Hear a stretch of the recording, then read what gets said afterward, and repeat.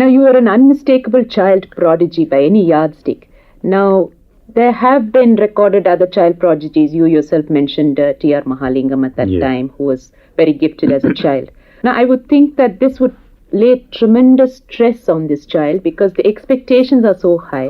And once this child has shown this remarkable gift, people would say, come on, sing some more, play some more, or, travel here and there, have kacheris here and there. And then, learn that. Don't do it this way, don't do it that way. So this type of stress, do you remember feeling in your own childhood? Yes. Or were you able to? Yes, I was having all hardships since my childhood because it is natural that if you find something new and you try to not to accept or encourage, sometimes discourage, give the wrong advices. I had many like that.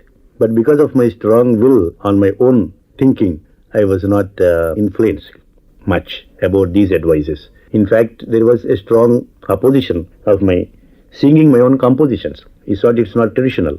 Although I used to say, Tyagaraja sang only his own compositions, nobody else. Why not I? But they could not give me any correct answer to my satisfaction. But all right, they are telling for some other reason. I continue to sing. I don't care. That was how. But because I used to travel a lot. And in fact, like nowadays, the film shows, I had shows 2-3 a day. And so I think I was very strenuous at that time. My father also was advised not to give strain to his child, but we couldn't help it. So by that, what happened?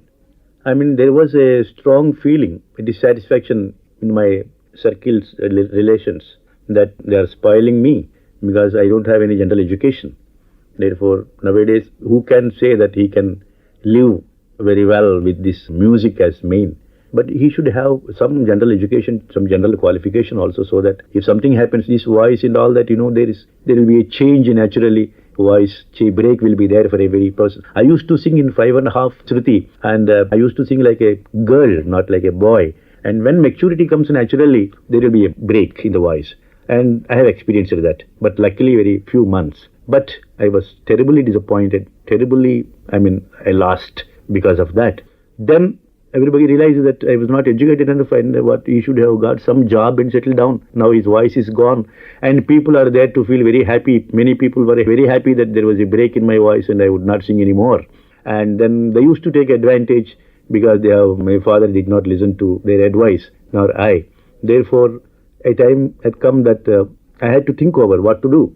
It's a different story. Then one day I heard my father and my Periyamma, my mother's elder sister, were talking confidentially, thinking that I was asleep. But I was over listening. He said, I told you many times, send him to school, give him some general education. Before that, what happened?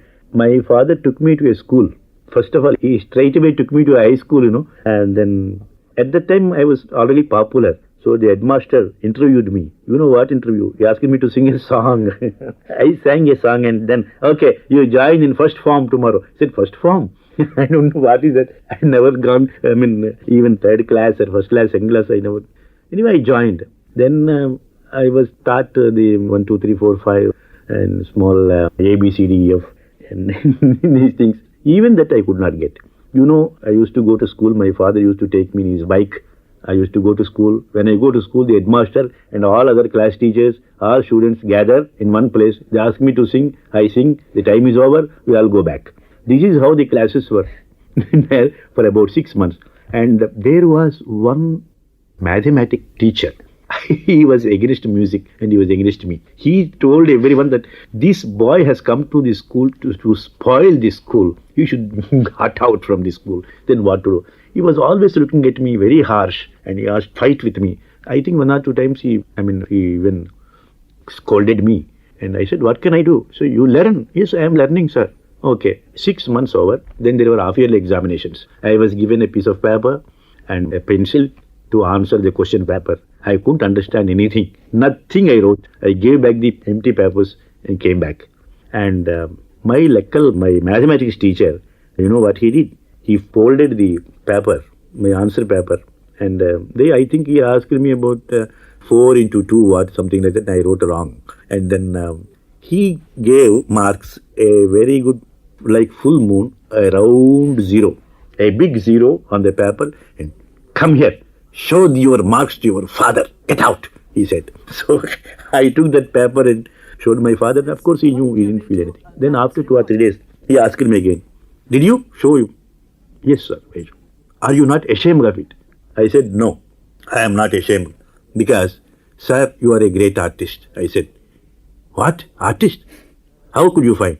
Sir, I have been trying to just give the same round in the pencil so correctly like full moon. I am not able to do it. You did it. You are a great artist. You are a great, very great. The first time I saw him smiling. And then the headmaster called my father and said, you better keep him in music. There is no need. If he feels that some education is necessary, he himself will pick up like how he picked up music. Don't worry about him. Bless him. So that was my school life for 6 months. How do you think child prodigies should be handled? Is there one particular way for all of them, or does it depend on the child? Because you said you gave so many concerts, but it doesn't seem to have taken away or from your talent or your further development. I feel that the child prodigies coming up and sustaining the same standards, the most important thing is lies on their parents, first of all. And then parents should see that the child moves with the right persons and create friendship with greater persons. And then they don't go for any cheap type of talks and bad habits and go away with somebody say that you are very great, oh, nobody else can sing and you sang better than him, you did better than him, there is no one to beat you. All these things will spoil the child. So I remember that I think I have not seen my father appreciating my music. Never, he said, even after a successful concert and if any more people, they come and praise me, my father used to just keep dumb. He never expressed, he never smiled at me, he never appreciated my music. In fact, there were times when I got angry with him also. But still he said, no, you have to improve a lot. He used to tell me only that. So I never had the feeling that I did very well and there is nothing more to do for me. I never, therefore I always developed a thing that I should do better, learn more. So that the atmosphere I had, that such atmosphere is very necessary for child prodigies. The parents should take care of them. I think many child prodigies have not had the opportunity like what I had. You seem to have had a very rich childhood, but if you were to select just one incident from that, which is sort of outstanding in your memory for, which made you most happy or most proud, what would you think of? You mean in my childhood? In your childhood. In childhood, I didn't know how I was singing. And people used to tell me how I sang. Then I used to realize what the speciality, the way I used to sing.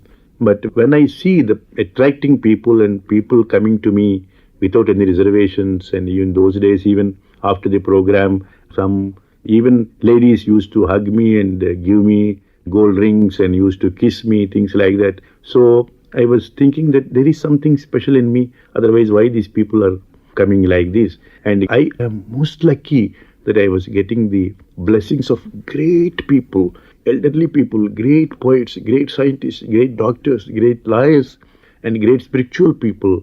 They used to bless me. I believe in blessings of elders. So I was very fortunate. In fact, when the Swamiji gave me the jnana, the knowledge that what I should do to become great, it was, a memorable advice like that. There was one Challapilla Venkata Shastri, a great Shatavadhani. He was probably incarnation of Goddess Saraswati. He used to do Avadhana, Shatavadhanam.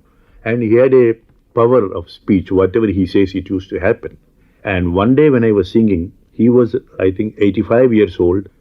He came to my program and a special easy chair was arranging for him to sit. And when I was singing, in the middle of a Raga Lapana, he asked me to stop. Then he took the mic and he himself spontaneously, he said a poem. Navalane vruddhudavai, navalane kirtiganchi, navalane Sri Devi padabhaktudavai, bhuvalayamu tirugumoi, Muralikrishna. It's a great blessing. He said, you become old like me. That means you live long. You become great like me, like my in jnana. Have the fame like me and become the devotee of goddess and go round the globe, entire world. It's a blessing he gave me at the age of 12 or 13. And how true it came. It came. So, I believe in elders' blessings. So, I was lucky to have blessings of those. All those are very memorable things in my life.